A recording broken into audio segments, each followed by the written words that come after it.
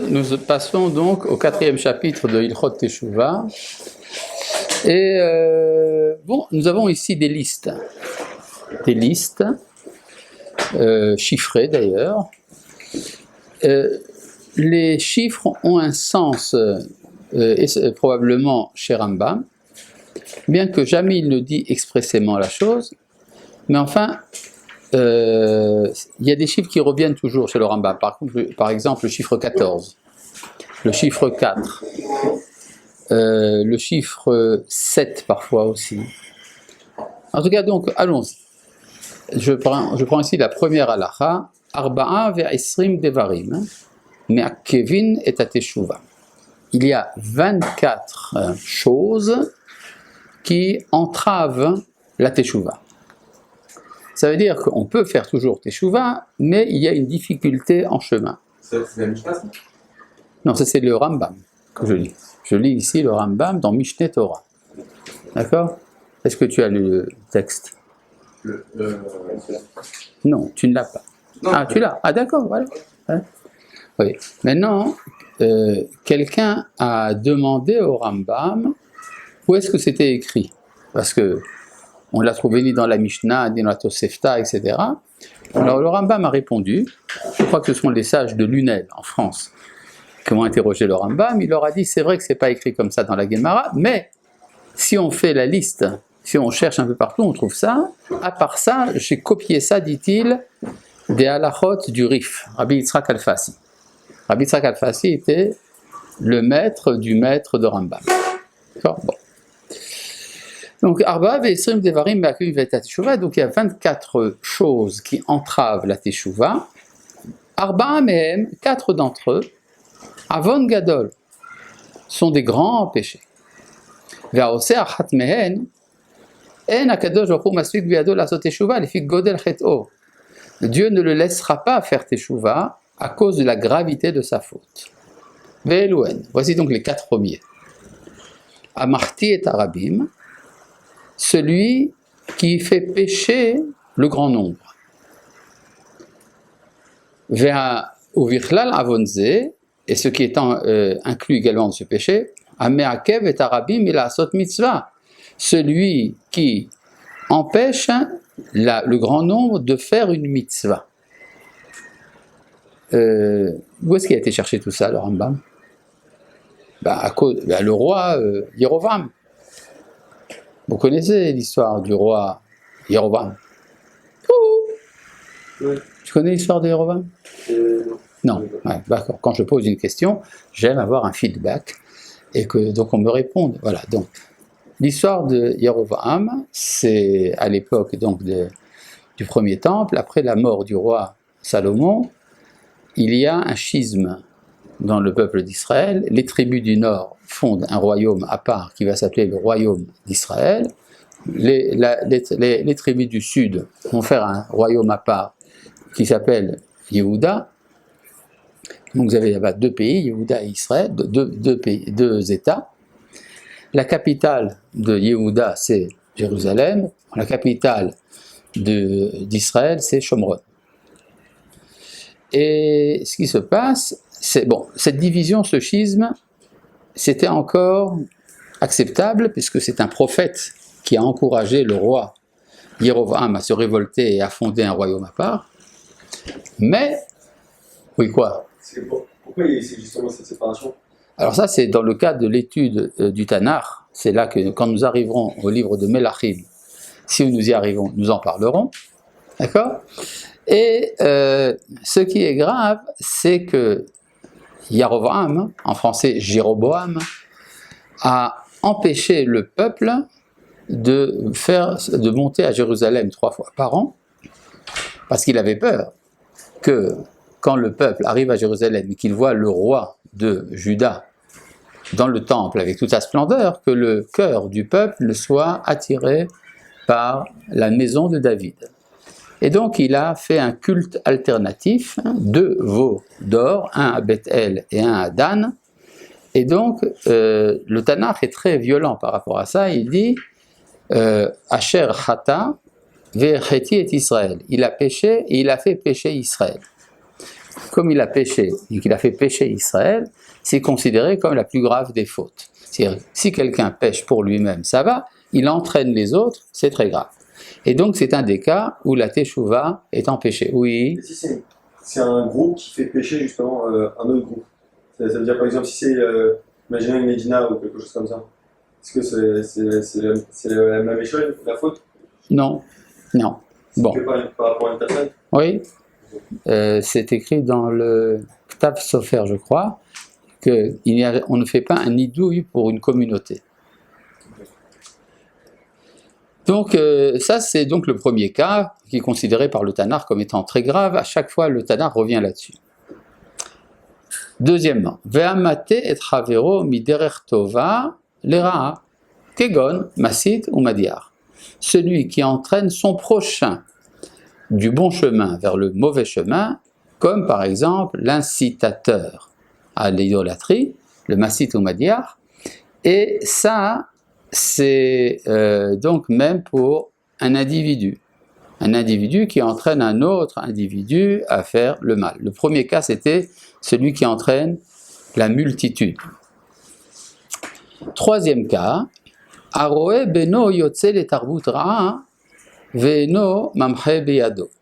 Celui qui voit son fils sortir dans une mauvaise conduite, et il ne l'empêche pas.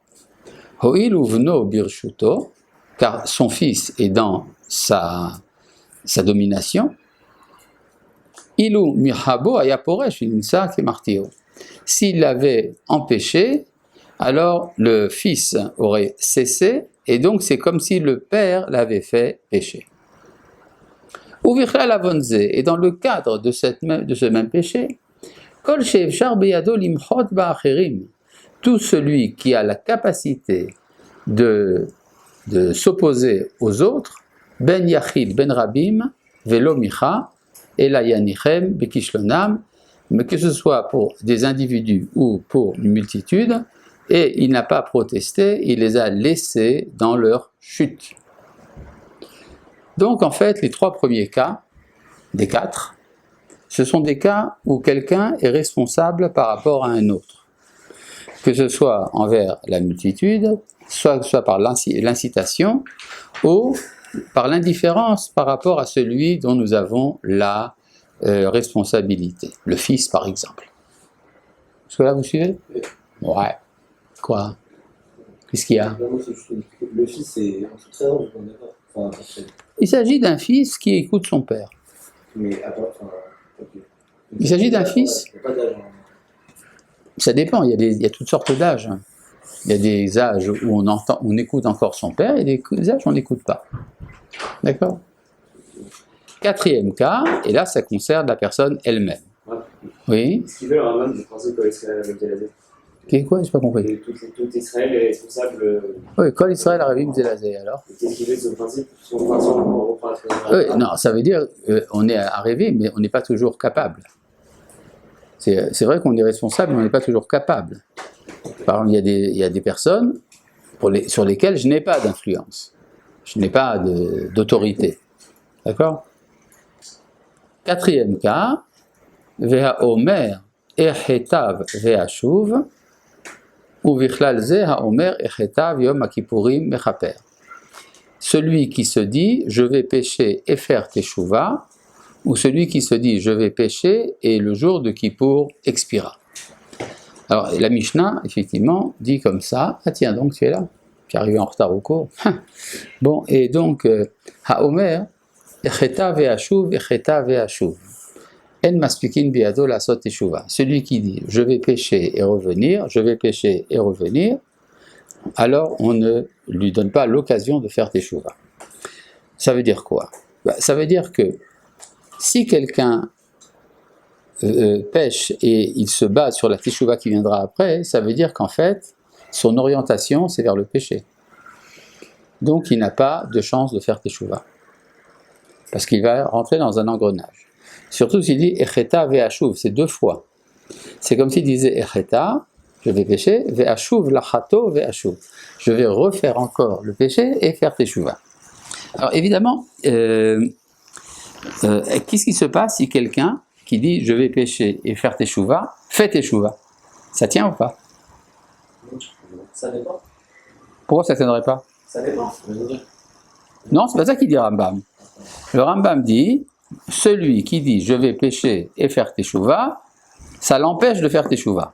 Mais s'il fait teshuva quand même. Ça l'empêche. Ah, c'est ok, j'ai mal. D'accord. Et s'il fait teshuva quand même, c'est accepté ou pas? Oui. Oui ou pas? C'est un entravement la teshuva. Hein? Rambam dit que c'est un entravement la teshuva. C'est un entravement, mais est-ce que ça veut dire que la teshuva est impossible? Il dit pas que c'est impossible. Il faut être très précis quand on lit le Rambam. Le Rambam n'a jamais écrit « il est impossible de faire teshuva ». Il dit « me'akev ». Me'akev, ça entrave. Ça veut dire que ça fait une embûche sur le chemin. Mais est-ce que ça veut dire que la teshuva est totalement impossible? La réponse est non. La teshuva est toujours possible, mais elle est plus difficile. Quoi? Non, parce que la teshuva, c'est en trois. Je crois que c'est ce qu'on a dit l'année dernière, c'est en 3 étapes. Donc, on l'a pas dit l'année dernière, on l'a dit cette année aussi. Ben, vous l'avez dit cette année aussi. Et que la dernière étape, c'est de revenir sur le moment de la faute, quoi. De avoir la même épreuve et de ne pas la refaire. Non. C'est pas Non, c'est ça que non, non. On a vu au début du 2e chapitre que c'était ça la définition de la teshuva gemura, la teshuva achevée. Mais la teshuva elle-même, elle ne nécessite pas forcément ça. Ok. D'accord? Mais là, il doit faire 2 fois teshuva, c'est ça. Pourquoi? Teshuva sur sa faute et teshuva sur le fait qu'il dise je vais refaire. Ah oui, mais quel péché c'est ça? Le mensonge. À qui il ment? Il se ment à lui-même. Il n'y a pas d'halakha qui est interdit de se mentir à soi-même. C'est bien dommage. Ah ouais. Non, ce n'est pas bien de se mentir à soi-même. Mais est-ce que c'est un péché dans le Shulchan Aruch? Je ne crois pas. Bon, en tout cas, Ah, il y a écrit péché de mentir, il n'y a pas écrit péché de mentir. non. L'oteshakeru, vous ne mentirez pas, d'après la halakha, c'est au beddin. D'accord? C'est pas vrai, c'est mentir à soi-même. Hein? C'est mentir à soi-même, ça fait des bénéfices. Ça peut être... c'est terrible. Non, mais ça fait des bénéfices dans certains cas. Pourquoi? Le seul exemple que j'ai là, c'est par exemple quelqu'un qui veut passer un concours qui veut une certaine note, et dans sa tête, il se dit c'est sûr que je l'aurai, alors qu'en vrai, il n'y a aucune chance qu'il l'ait. Et alors? Il va quand même se donner à fond pour l'avoir, et il n'aura pas la note qu'il aurait voulu, mais il aura une meilleure note que s'il n'était pas voulu. Ouais, bon, c'est une stratégie. Oui, d'accord. De toute façon, il est impossible de ne pas mentir dans ce monde. Par exemple, si tu me demandes l'heure qu'il est, je ne pourrai jamais te dire très précisément à quelle heure il est. Pour une raison très simple, c'est que le temps passe. Entre la question et la réponse et le moment où j'ai regardé ma montre, quelque chose a changé. Donc en fait, il n'y a pas de vérité absolue dans notre monde à nous. Donc on est dans un monde de mensonges. Seulement, l'interdiction de mentir est écrite dans la Torah autrement. Midvar, sheker, tirhak. Tu t'éloigneras d'une parole mensongère. Mais c'est pas interdit. Non, la mitzvah c'est de s'éloigner, parce qu'on s'éloigne autant que possible de dire le mensonge. Ça, On ne peut jamais dire la vérité absolue. D'accord? Mais au tribunal, là, il ne faut pas mentir, c'est plus grave. L'oteshakeru. Oui, mais il y a une vérité relative, même si elle n'est pas absolue. Oui, une vérité relative, c'est un mensonge. Pas à nos yeux. Comment? Pas à nos yeux. Pas à nos yeux, mais c'est un mensonge quand même. La seule vérité, dit le Rambam, au début de l'Ilchot Yesodei HaTorah, c'est Dieu lui-même. Hashem Elohim Emet. C'est Dieu qui est la vérité. Tout le reste. D'ailleurs, en arabe, c'est intéressant. Le mot qui veut dire vérité en arabe, c'est quoi? Al-Haq. N'est-ce pas? C'est également, ça veut dire également Dieu. Intéressant. L'arabe identifie Dieu et vérité. D'accord? Bon. En tout cas, donc, nous avons ici les 4 cas les plus graves. Rappelons une chose importante, la teshuva est toujours possible, elle est plus difficile. C'est tout. Bon. Le Rav Kook dit que si quelqu'un comporte en lui une de ces 24 choses qui entravent la teshuva, mais qu'il fait tous les efforts, alors il dit, viendra une occasion qui lui sera procurée par la providence de réparer. Umehen, Chamisha Dvarim No'alim Darrea Teshuva Bifnei Osehen. Il y en a 5 qui verrouillent les chemins de la Teshuva pour ceux qui font ces choses-là. Ve'elouen. Et les voici. Aporesh Milat Tzibur. Celui qui se sépare de la communauté. Et il vit à part. Les filles, chez Bizman, chez Asu Teshuva, Lo Yeh Imahem, Ve'eno Zoche Imahem, Bizchut Sheosim. Parce que quand il... Oh, il y a un Abdurrahman. Baruch atah Adonai. Eloheinu melech haolam shakol yador. J'ai pu découvrir, par un coup d'œil, qu'il y a ici un élève sans texte. Ah, bon. Ah, d'accord. Bon. Tu veux un texte? Je n'ai pas peur. Tu connais par cœur, oui, mais fais semblant de ne pas savoir. Allez, vas-y. Bon. Donc, c'est le deuxième cas.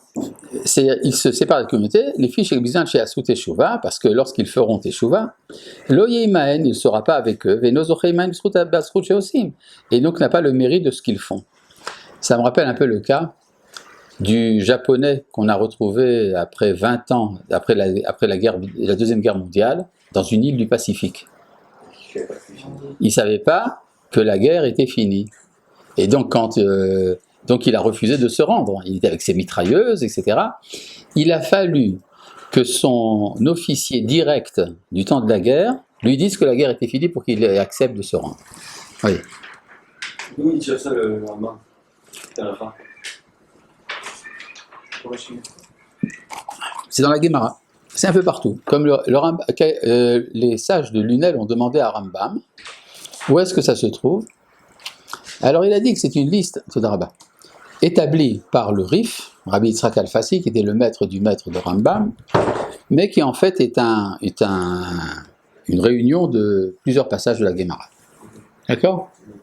Lequel est le plus simple à envoyer les gens quand ils nous posent la question, parce qu'on voit beaucoup de gens malheureusement dans la société israélienne qui se pensent au-dessus, qui disent c'est pas pour moi, je vais vivre ma petite vie à côté bien tranquille, j'ai pas besoin de rester avec le classe, ça va me faire des problèmes, etc.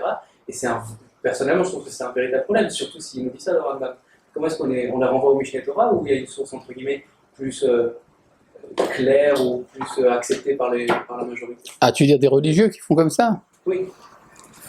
T'as qu'à voir dans le chapitre Gimel à la Halakha Yud Aleph. Je ne l'ai pas photocopié celle-là, on l'a pas photocopié, d'accord? Mais Gimel Yud Aleph. D'accord? Bon. Bet. Ve'acholek al divrei chachamim. Celui qui est en désaccord avec les paroles des sages. C'est-à-dire un karaïte, par exemple. Il n'accepte pas l'interprétation des chachamim. Les filles, chez Machlokto, goremet lo lifrosh même. Parce que son opposition l'entraîne à se séparer d'eux, et donc il ignore les chemins de la teshuva. C'est très simple, d'accord? C'est bon. Dalet, Gimel, pardon. Ve'amal'ig ala mitzvot, celui qui se moque des commandements. Shekevan shenitbazu be'enav, car comme ils sont méprisables à ses yeux, et norodef acharehen, il ne cherche pas à les accomplir.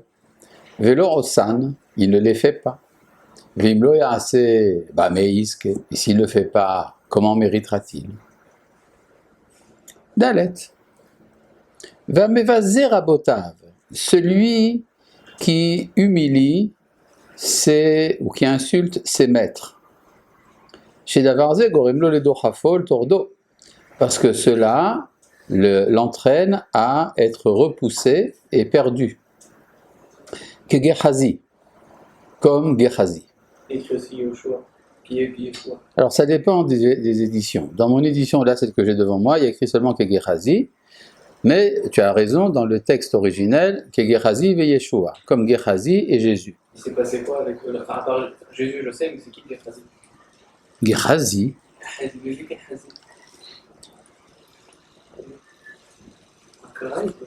J'étais persuadé que tu avais lu le Tanakh. Vous savez, bon. c'est la même chose au début. Bon. Vous voulez expliquer qui c'est Gehazi? Voilà. Ah, tu savais pas? Tu n'as pas demandé qui c'était? Je pense que nous sommes une majorité d'ignorants dans cette classe. Ah bon? D'accord. Bon, je vais m'expliquer à moi-même qui était Gehazi, d'accord? Gehazi, c'était le directeur général des affaires du prophète Elisha. Elisha, ça vous dit quelque chose? Oui? Qui? Hein? Un prophète, oui. C'était l'élève de quel prophète? Quelle époque? C'est à l'époque des rois. C'est quel roi justement? À l'époque de Élisha, c'est à l'époque de Yehoram. D'accord? Yehoram qui était le successeur de Jéroboam. Ah, de Achav. Ah, D'accord? Et qui était le prophète de temps de Achav? Eliyahu Hanavi. Ah oui? Ah oui, le prophète Eliyahu, il était prophète à l'époque de Achav. L'élève de Eliyahu, c'est le prophète Elisha. En français, Élisée. D'accord? Quoi? Non, ça n'a rien à voir. Non, vraiment, absolument rien à voir. Mais le prophète Elisha ou Élisée était donc l'élève de Eliyahu Hanavi, et son adjoint, enfin son directeur général, son responsable de ses affaires, c'était Gehazi. Que lui est arrivé? Comment? Que lui est-il arrivé? Que lui est-il arrivé? Alors là, c'est raconté dans le Tanakh. D'ailleurs, c'est aussi une haftara. Je rappelle que c'est aussi une haftara. À propos de Naaman. Naaman, ça dit quelque chose? Les Marchen et les Man, Non, Naaman, avec un A. D'accord? Il y a une entreprise de céramique israélienne qui s'appelle Naaman. D'accord, mais ça n'a rien à voir. Naaman était un général de l'armée araméenne, les Syriens de l'époque. Et il était un grand héros de guerre. Il avait sauvé Aram dans sa guerre contre Israël. Et il était lépreux. Il avait la lèpre. Et il avait dans sa maison une servante captive du royaume d'Israël qui lui a dit « Je ne comprends pas pourquoi tu te poses des problèmes. Il y a chez nous un prophète qui peut te régler ça. » Elle pensait donc au prophète Élisha. Naaman va voir le roi d'Aram, Hazaël, pour lui demander l'autorisation d'aller se faire guérir parce que c'est un pays ennemi. Le roi d'Aram envoie une lettre au roi d'Israël dans laquelle il lui dit « Je t'envoie Naaman, mon général en chef, pour que tu le guérisses de sa lèpre. » Sans lui parler d'Élisha, sans rien du tout, le roi d'Israël, c'était Yehoram, se déchire les vêtements, il dit « Il me cherche Moise. » Et alors ses serviteurs lui disent « Non, non, t'en fais pas, adresse-toi à Élisha, il va s'occuper de ça. » Élisha, et donc Naaman arrive, et il se tient en dehors de la maison du prophète. On lui dit Naaman est arrivé, dites-lui d'aller se tremper 7 fois dans le Jourdain. Naaman est en colère, il dit comment? Non seulement il ne m'a pas reçu, mais moi je sais me laver, on a des fleuves également à Damas, etc., c'est ces histoires. Les serviteurs de Naaman lui disent « Écoute, si tu avais dit de faire quelque chose de difficile, tu aurais fait. » Il te dit une chose simple, essaye. Bon, il va au Jourdain, il se trempe 7 fois, et il a la peau entièrement guérie comme un enfant qui vient de naître. Tout content, il monte sur son cheval, se rend chez le prophète, et alors là, Élisha le reçoit, et lui dit, voilà, merci beaucoup, je suis très content, je sais que le Dieu d'Israël est le vrai Dieu, etc., etc. Il devient Ger Toshav.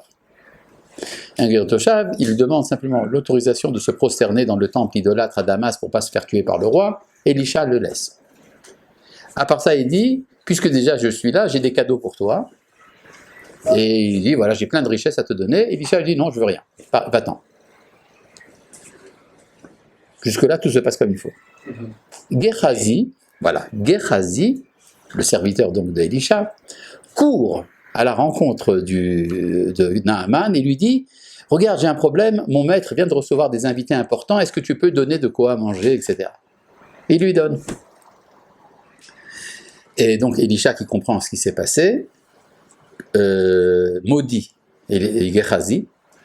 Il lui dit que la lèpre de Naaman se colle à toi et à ta descendance. Et alors, Gehazi devient lépreux, ses enfants aussi. Enfin, c'est toute une histoire, et lors du siège de Shomron, lorsqu'il y a des lépreux à l'extérieur qui vont sauver le peuple, ce sont les enfants de Gehazi. Voilà. Donc, Gehazi était un type intéressé qui comprenait rien du tout au message de son maître. Il pensait simplement comment gagner de l'argent avec ça. Voilà. Et Elisha l'a rejeté au loin. Et la Guémara dit qu'il a été trop fort. Oui. Et il a le droit de maudire? Non, il n'a pas le droit. On n'avait pas le droit à l'époque de maudire. Bien maudire un juif, c'est pas. Pourquoi il n'aurait pas le droit de maudire? On n'a pas le droit de maudire un juif, c'est une loi, non? Où est-ce que c'est écrit? Un droit. Qu'est-ce qu'il y a écrit dans la Torah? Qu'on n'a pas le droit de maudire. L'autre calé le cheresh, oui. Bon, à moins que ce soit nécessaire. Allez, dans ce cas. C'est nécessaire. D'accord? Il y avait un chilou Hashem énorme. Mais donc il a eu besoin de prophétiser pour savoir qu'il a dû le maudire ou pas du tout? Il savait ce qui s'était passé, de toute façon. Il a compris, il était d'accord dans le texte. En tout cas, donc, ce qui se passe, c'est que si quelqu'un, donc, méprise, à Mévaser Rabotav, il méprise ses maîtres, cela va finalement l'amener à être rejeté par ses maîtres, et donc à ne plus avoir les chemins de la vérité et de la C'est pas la Torah. faute du maître, quelque part. Alors, la Guémara dit que Gehazi a exagéré. Non, que Elisha a été trop loin. Ouais. Il aurait dû laisser un espoir de retour. Exactement. Il a été trop violent avec Gehazi, qui après tout était un type moyen. Pourquoi Elisha peut dire que Gehazi, maintenant, il a la lettre de toute sa descendance? Il lui prophétise ça ou c'est Non, il le maudit. Il le maudit. Il a La malédiction d'un Chacham marche. Il faut faire attention à la malédiction des Chachamim. Donc c'est pas une responsabilité qu'il a. Oui, c'est comme s'il lui avait tiré une balle dans la tête. Voilà. Bon. La même chose pour Jésus. Et Yehoshua ben Brachia, son maître. La Guémara dit aussi que Yehoshua ben Brachia était trop loin. Bon. Uvizman shenitrad, et lorsqu'il est renvoyé, lo imtsa melamed ou morelo derech haemet, il ne trouvera pas qui pourra lui enseigner et l'instruire dans le chemin de la vérité.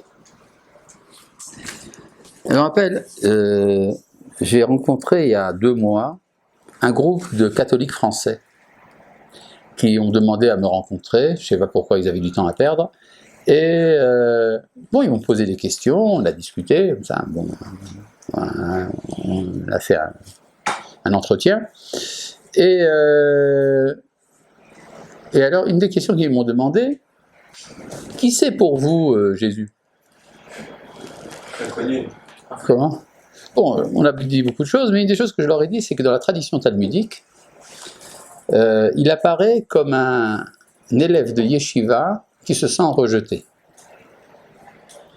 Et donc qui est frustré d'avoir été mis à l'écart, et donc qui veut être légitimé au retour.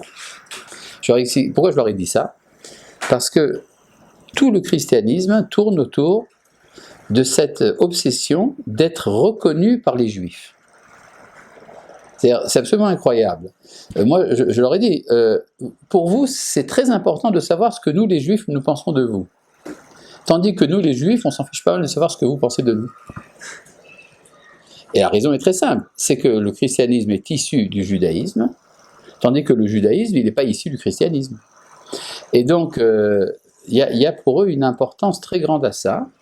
D'ailleurs, ils l'ont reconnu tout de suite, hein, ça n'a pas fait de problème. Pour eux, c'était très clair. Ouais. Et bon. Et vous leur avez posé une question, moi? Vous leur avez posé des questions, vous? Oui, je pense que j'ai dû leur poser des questions. Ça a été filmé. Non, c'était un entretien privé. Ouais, mais oui, j'aurais posé des questions. Par rapport au retour des Juifs en Israël. J'ai pas des questions à leur poser. Moi, j'ai pas de questions. Je me les pose à moi-même, des questions. J'ai une question, mais aucun rapport.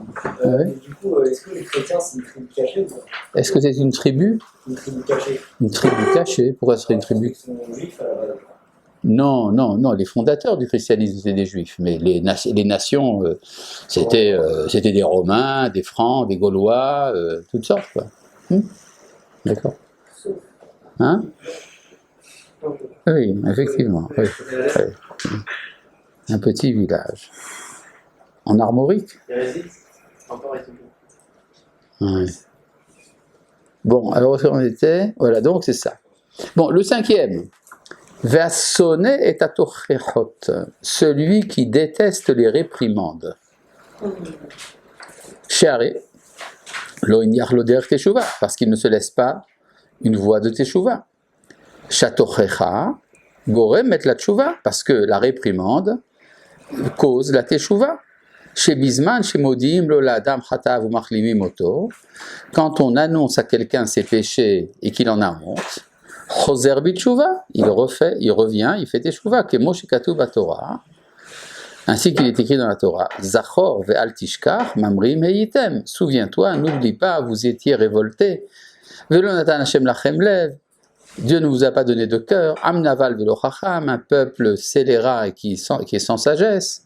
Ce sont des versets de réprimande. Vechen Yesharia, ou de même le prophète Isaïe, Ochiach et Israël, a réprimandé Israël, Ve'amar, en leur disant, Hoi goy chote, ô peuple pécheur, Yada shor koneu, le taureau connaît son acquéreur, Midaati ki kasheata, parce que je sais que tu es dur.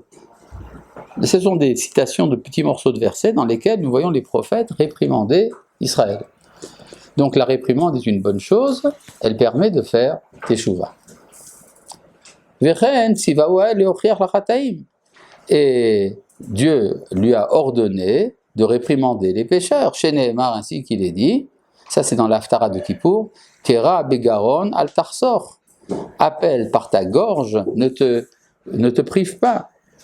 Vechen kol hanevim ochichule Israël. Et de même, tous les prophètes ont réprimandé Israël. Ad shechazru b'tshuva, jusqu'à ce qu'ils aient fait teshuva. Aucun prophète n'a jamais reproché quoi que ce soit à Israël. Si, c'est ça qu'il dit. Non, justement, est-ce qu'il n'y a pas au moins un prophète qui n'a fait aucun reproche? Qui n'a fait aucun reproche. J'en sais rien. Mais ce qui est assez extraordinaire, c'est que le Rambam dit quelque chose qui est contre la vérité historique. Les prophètes ont échoué finalement. Ça n'a pas marché. Bon, mais ça n'a pas marché pour toute la génération, mais ça a marché pour une partie de la génération. Mais est-ce que le but justement ce serait de revenir à cette période-là? Non. Alors c'est quoi, qu'est-ce qu'il faut aujourd'hui? Puisque ça n'a pas marché avant, qu'est-ce qu'il faut aujourd'hui? Est-ce que ça dépend? Est-ce que c'est le problème, c'était les prophètes ou la génération à l'époque? Le système d'envoyer des prophètes pour réprimander Israël s'est révélé être un échec. Alors comment faire? Oui, alors ça, pour ça, il faut faire ce qu'on appelle la synthèse de la sagesse et de la prophétie. Après les prophètes, il y a eu les sages. Les sages aussi, ça n'a pas marché. Ça veut dire que les nouveaux prophètes devront être sages. Alors il faudra faire une autre sorte d'identité qui est la synthèse de la sagesse et de la prophétie. Tu as qu'à regarder dans Oroth, dans le passage qui s'appelle Chacham Adif Linavi. C'est dans la partie Zéronim, dans Oroth. D'accord? C'est le 2e chapitre de Zéronim. D'accord? Tu es? Hein? Cool? Bon. Vézé, attendez, Lefichach. Sarich le'amid bechol kal vekal mi Israël. C'est pour ça qu'il faut mettre à la tête de chaque communauté d'Israël Chacham Gadol, un grand sage. Vezaken, âgé. Ve'yere Shamayim mineurav, qui craint le ciel depuis sa jeunesse. Ve'ahuv lahem, et qui est aimé par eux, par la communauté. Sheye mochiach larabim ou marziran bitshuva, qui réprimande le grand nombre et les ramène à la teshuva. Oui. C'est-à-dire que quelqu'un qui a fait tchouva, il ne peut pas? En général, il se fait reprocher. On dit, tu nous racontes des choses. On se rappelle de qui tu étais dans ta jeunesse. On n'a pas le droit de faire ça. Hein? On n'a pas le droit de faire On n'a pas le droit, mais on le fait quand même. D'accord? Alors, il faut prendre la personne la plus appréciée du public. Non, Rabbi Akiva, il a bien fait ça. Oui, mais il y a des exceptions, évidemment. Vézé, chez Sonné et Tatorachot, mais celui qui déteste les réprimandes, et Nova la Mochiach, ne vient pas écouter le réprimandeur. Vélo Shomea Devarav, il n'écoute pas ses paroles. Les Fichach Yamod Bechatotav, Shem Benav Tovim. Et c'est pour ça qu'il restera dans son péché qui est bon à ses yeux. Donc, il y a également le réprimandeur, la Tochecha, c'est-à-dire un discours qui entraîne la teshuva. Oui. Des fois, il y a quelqu'un qui faute et qui sait que ce qu'il fait, c'est mal. Oui, c'est vrai. Donc, le Rambam, il a l'air de dire que toutes les fautes sont causées par le fait qu'on les trouve bonnes à nos yeux. Toutes les fautes. Les khatav. Chatotav. Et c'est kol chatotav. Est-ce que le Rambam dit que tous les péchés viennent de ça? De l'ignorance? Il n'a pas l'air de faire une distinction, quoi. Est-ce qu'il a dit expressément que tous les péchés viennent de l'ignorance? Non, mais Non, d'accord. Donc c'est un grand principe. Pour savoir ce que dit le Rambam, il faut le lire. Et pour savoir ce qu'il ne dit pas, il faut également le lire. le Rav Kook, Oui, le Rav Kook, Shalom, oui. le Rav Kook en Roth dit que tous les mots de l'histoire sont dus à un manque de connaissance de la divinité. Oui, c'est vrai, il le dit. Et du coup, ça revient à peu près au même. Non, Parce que c'est pas non. une faute est censée amener une négation dans le monde, donc c'est quelque chose qui amène des mots. Donc, finalement, c'est. Oui, mais non, ce dont parle le Rav Kook là-bas, c'est l'origine de tout. D'accord? Tandis que ce jeune homme dit ici, c'est le fait de savoir que telle chose est interdite, c'est tout. Donc on en a fait combien pour l'instant? 4 et 5, ça fait 9 sur 24. Bon, continuons. Ou même Hamisha Devarim, et encore 5 autres choses. Haose Otam, celui qui les fait, Ifshar lo she'achzor b'tshuva gmura. Il lui est impossible de faire une teshuva complète. Les filles, Shemavonot sheben adam lachavero, parce que ce sont des péchés envers son prochain, Ve'no yodea chavero shechatalo, et il ignore qui est, non, et le prochain ne sait pas qu'on lui a fait du mal,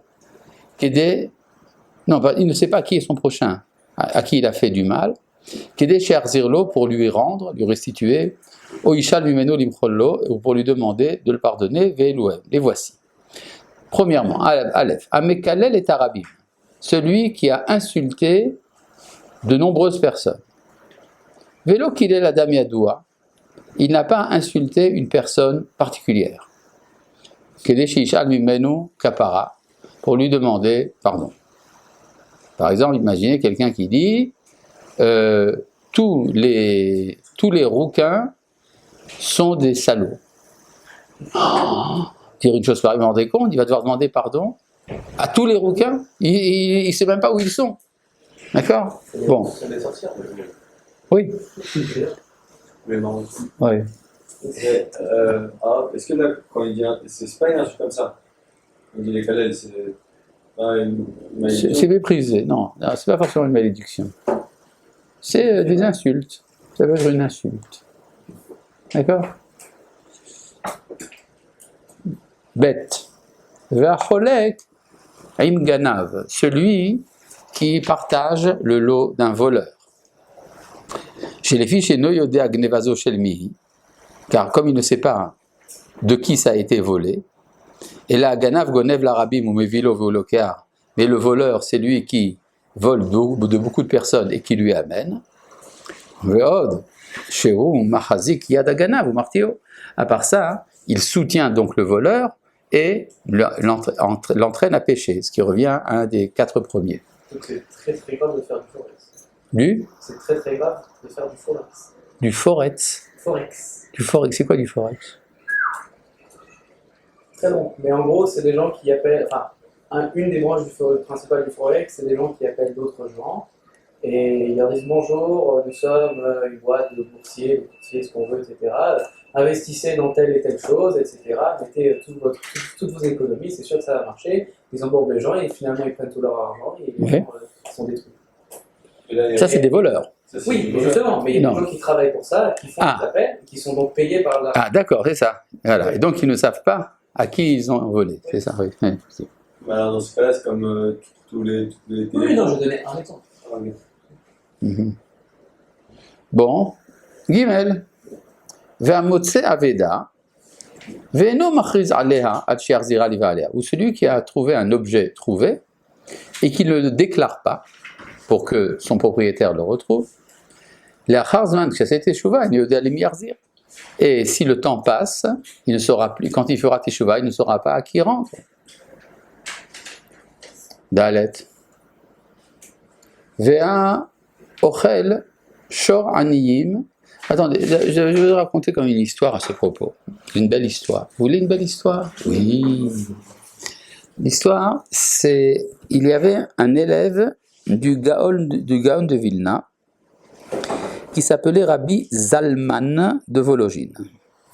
Rabbi Zalman de Vologine était un géant de la Torah, qui est mort d'ailleurs jeune, à l'âge de 37 ans, et qui connaissait toute la Torah. Oui, il connaissait tout. À part ça, c'était un très grand sadique, etc. Et un jour, quelqu'un est venu lui présenter des commentaires qu'il avait écrits. Des commentaires, je ne sais plus sur quoi. Il a regardé et il lui a dit, il n'était pas content des commentaires, il dit Peiros Seicho, Peiros Dmoy. Alors pour comprendre ce que ça veut dire, non, c'est pas du yiddish, c'est de l'hébreu, mais prononcé à la manière lituanienne. Vous allez tout de suite comprendre pourquoi. C'est pas de là-bas. Non. Peiros Seicho, Peiros Dmoy. Ce qui veut dire tes fruits, perotecha, tes fruits. Perot Demaï sont des fruits de Demaï. Demaï, c'est les fruits d'un ignorant. D'accord? On n'a pas le droit de manger les fruits d'un ignorant sans faire le maaser, etc. Bon. Maintenant, pourquoi c'est important que ce soit dit en yiddish, enfin, production ashkénaze? Il faut savoir que le tav sans dagesh, c'est des seuls. Mais ça, peiros seicho, peiros dmaï. Il faut savoir encore autre chose, c'est que les Lituaniens, comme les Marocains, ne font pas la différence entre le S et le CH. C'est-à-dire qu'ils ne disent pas, par exemple, Pérouche, ils diront Peirs. Et donc, les fruits et les commentaires, c'est la même chose. Donc, Peirs, moi, ça veut dire, tes commentaires sont des commentaires d'un ignorant. D'accord? C'est un jeu de mots qu'il a fait. Bon, le type est un peu vexé, il part. Le type, une fois parti, Rabbi Zalman de Vologine se dit, qu'est-ce que j'ai fait? J'ai fait honte à un juif, j'avais pas le droit. Il le cherche, il ne le trouve pas. Il fait des efforts, il se renseigne, etc. Il ne le retrouve pas, il en tombe malade. Malade, réellement, physique. Et les médecins, etc., disent non, il n'y a rien à faire, il en est terriblement malheureux, et ça lui prend un certain temps. Un jour, pour le guérir, ses amis ont fait une mise en scène. Ils ont payé quelqu'un pour lui dire « Tu diras à Rabbi Zalman que tu es toi la personne qui l'a insulté et que tu lui pardonnes. » Comme ça, il va guérir. Le type arrive, Rabbi Zalman comprend qu'on le trompe, il en devient plus malade. Histoire vraie, hein? D'accord. Finalement,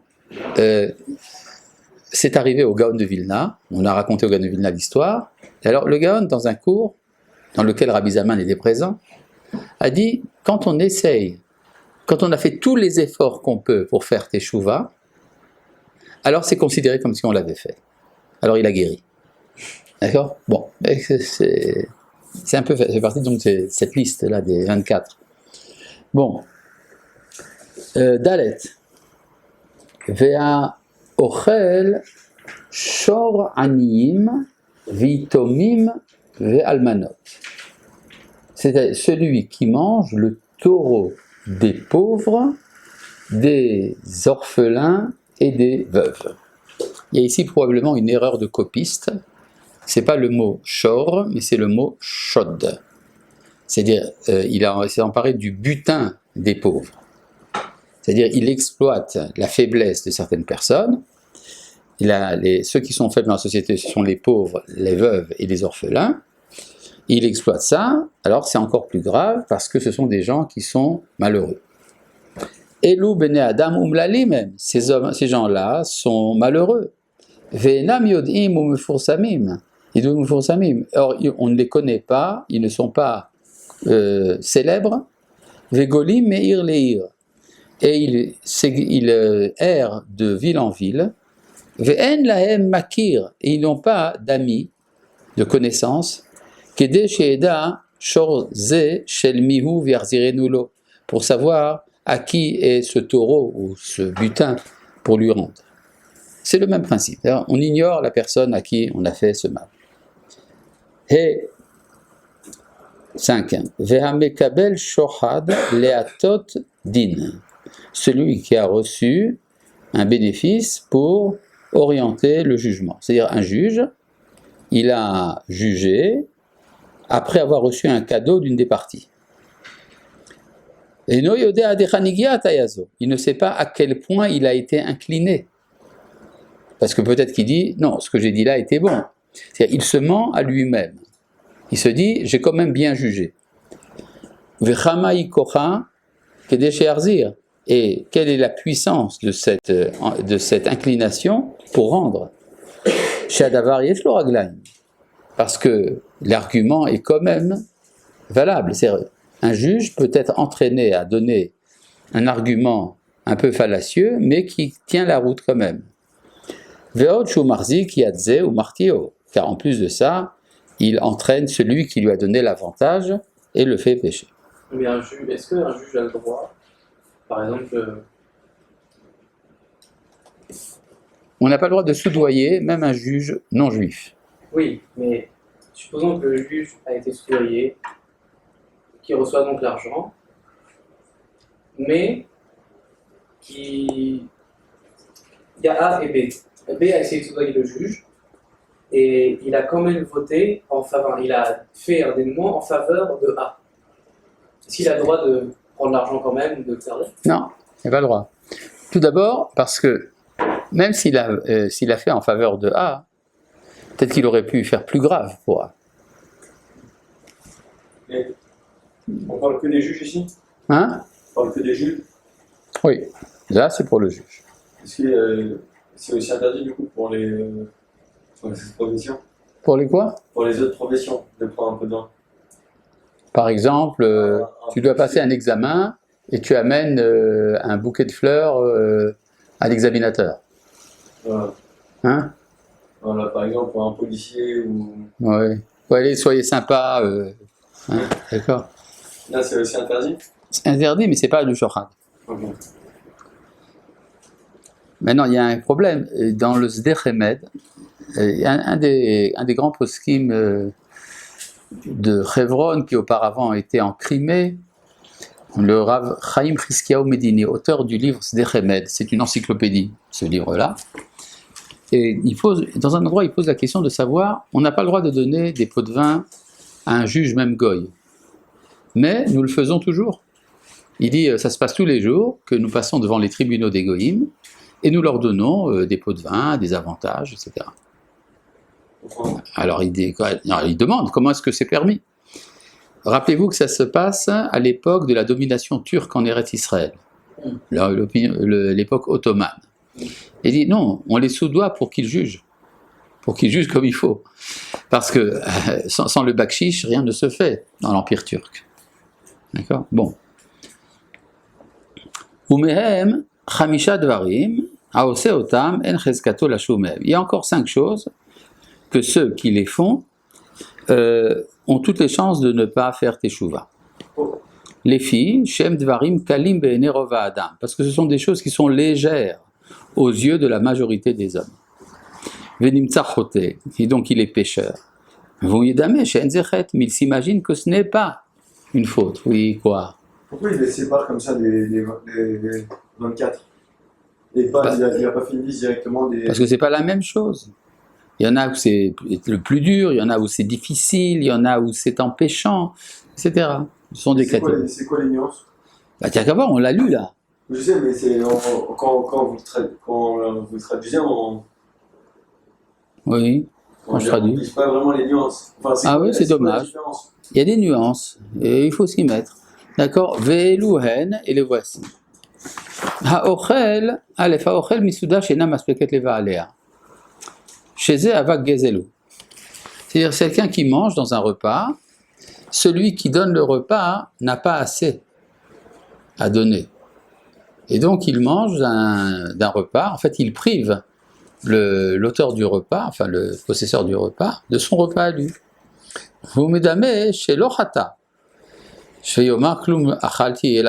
Il s'imagine qu'il n'a pas péché parce qu'il se dit j'ai mangé avec son autorisation. Il a exploité la gêne de la personne. Bête, amishtamesh ba'avoto shel ani, celui qui se sert du gage d'un pauvre. chez Avot, chez l'Ani, parce que le gage d'un pauvre, et non, et là, Kegon Kordom ou Machrecha. Ce n'est que une bêche ou une charrue. Viomar Belibo, il se dit en son cœur, et Nam Chaserim, il ne leur manque rien. Vare lo Gazal Tioto, et je ne l'ai pas volé. Mais en fait, il est interdit de se servir du gage d'un pauvre. Je n'ai pas très bien compris le cas. C'est ce que c'est un gage. Pas précisément. Et pas précisément, c'est quoi? Un gage, c'est quelque chose qu'on laisse Oui.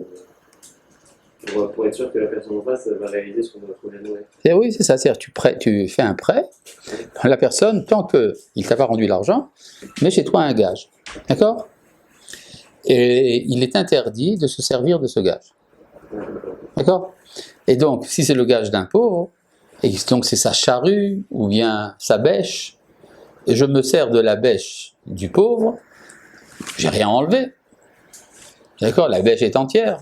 Je risque de l'abîmer. Je ne l'ai pas abîmée. Chaque D'accord. utilisation use. Oui, mais en général, on est d'accord de prêter sa bêche ou sa charrue. D'accord? Donc, il se dit, je n'ai rien volé. Or, la Torah interdit de le faire. Gimel. Amistakel ba'arayot. Celui qui contemple les femmes interdites. Ma'ale al da'ato she'en bechach klum. Il s'imagine qu'il n'a rien fait de mal. Chez Omer, parce qu'il se dit, Vechi ba'alti o karavti etza. Est-ce que j'ai couché avec elle? Vehu eno yodea shiriyat ha'enaim avon gadol. Il ne sait pas que la contemplation des yeux est un grand péché. Shi gorem et les goufan shel harayot, qui entraîne finalement les interdits sexuels. Chez Nehemar, ainsi qu'il est dit, Velo taturu achare levavchem v'achare einechem. Vous ne serez pas entraîné après votre cœur et après vos yeux. Arabe. Oui. Lequel, tu parles de déformatage, ça veut dire quoi? C'est-à-dire, non, là, par exemple, il regarde une femme qui n'est pas sa femme. Okay. D'accord? Par exemple. Ah, il va regarder le concert d'Ariana Grande sur YouTube, par exemple. Personne ne fait ça. Ariana? Grande. Connais- Chanteuse américaine. Ouais? L'art de la pop. Je comprends rien. Bon. Top que vous connaissez. C'est quoi YouTube? Dalet. Non, ça vous pouvez pas dire. Je peux dire. Vous C'est êtes quoi beaucoup YouTube? trop présent dessus pour pouvoir le dire, je ne sais pas qui est. Bon. Dalet. Amit kabed biklon chavero. Celui qui s'honore de la honte de son prochain. C'est-à-dire, il dénigre son prochain à son avantage à lui. Omer Belibo, il se dit en son cœur, chez Enochet, que ce n'est pas un péché. Le fichen chavero omet sham, parce que son prochain n'est pas là-bas. Velo igalo bochet, velo bicho, il n'a pas été honteux et il ne lui a pas fait honte. Et là, arach ma'asav atovim vechormato, les moul ma'aseh chavero chormato. Il a simplement comparé ses bonnes actions et sa sagesse aux actions et à la sagesse de son prochain.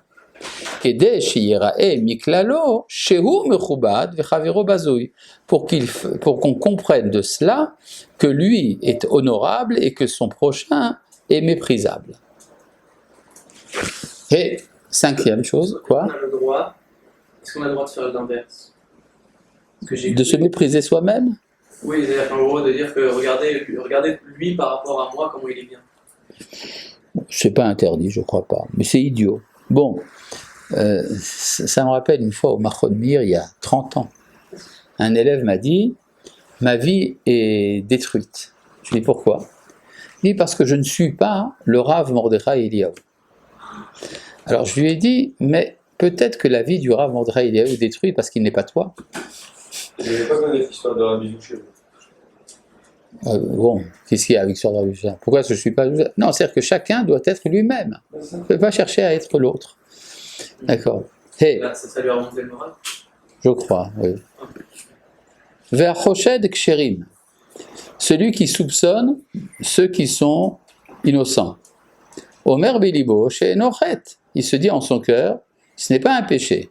Les filles chez vous, Omer, parce qu'il se dit, mais un sitilo, Que lui ai-je fait? Vechi yesham et la chashad. Il n'y a finalement qu'un soupçon. Shema asa, olo asa. Peut-être a-t-il fait, peut-être n'a-t-il pas fait. Veueno yodea, sheze avon, she mesim adam kasher vedato kebal avera.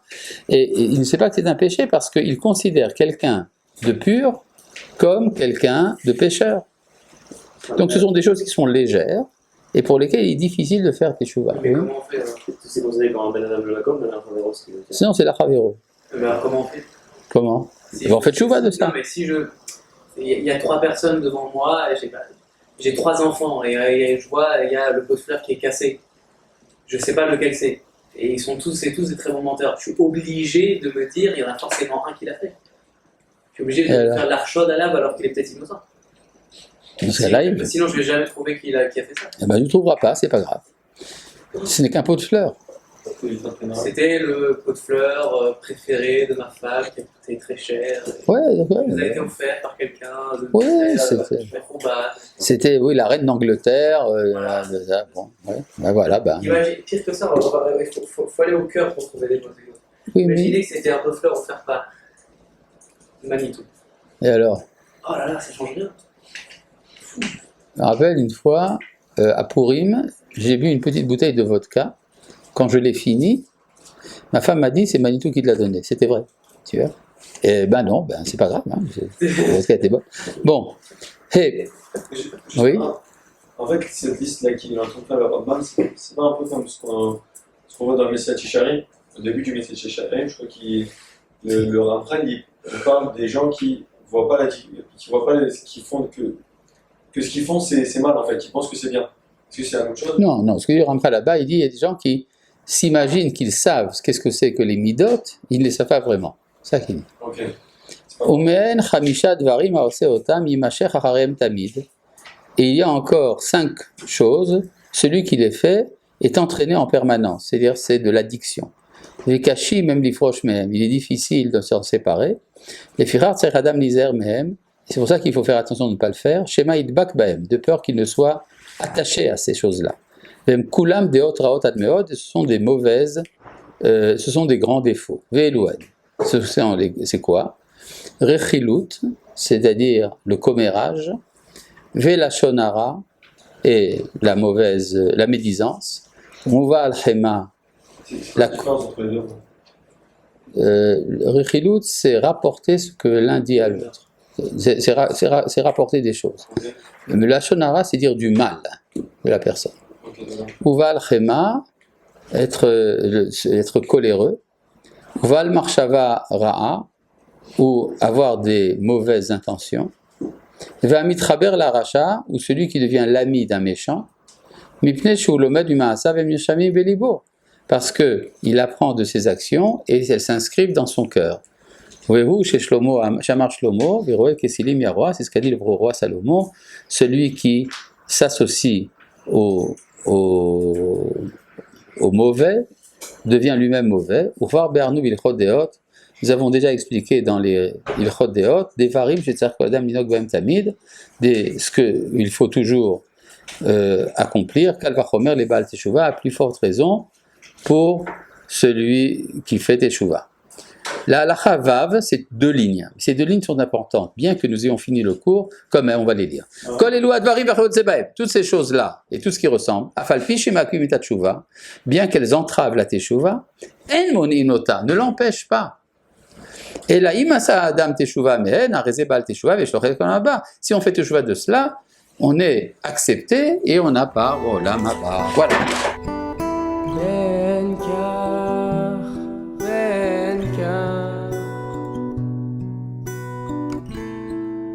Nikra im bani